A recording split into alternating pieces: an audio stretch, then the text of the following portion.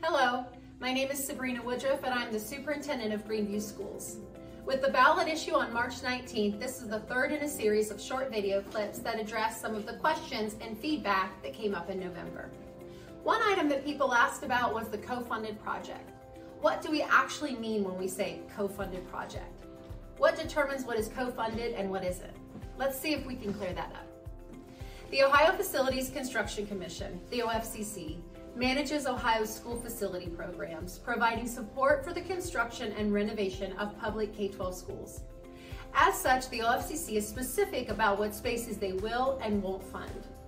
For example, the OFCC will fund items like classrooms and office spaces, but won't fund items like fixed seating auditoriums, stadiums, and transportation facilities, among others. As I shared in the first video, the OFCC allocates space by reviewing the last 10 years of student data to predict future enrollment, and will only fund the academic spaces needed to accommodate their projected enrollment.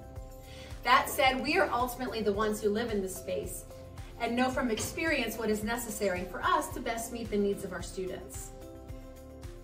For example, the OFCC will fund 4 kindergarten classrooms based on their projections of our future enrollment.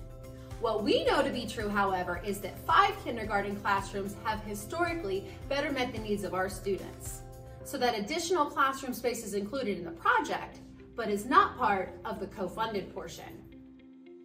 Let's think about it in terms of purchasing a phone. The OFCC's rate is locked in at 62%. That means in this example, the OFCC will be taking on 62% of the cost of a new phone, leaving the local share at 38%.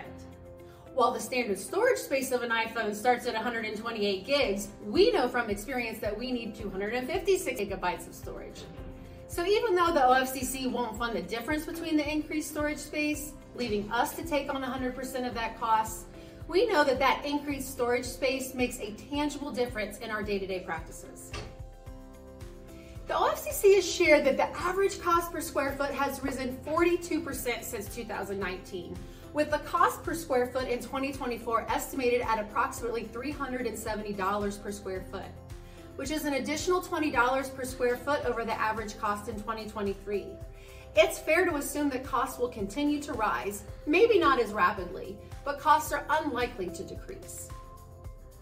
Without the passage of a ballot issue, the OFCC will move on to another school district, putting Greeneview at the bottom of the list. It can take up to 10 years before schools have another opportunity to partner with the OFCC, and we cannot speculate what costs will be at that time. Thank you for your time. Be sure to check back later for video number 4.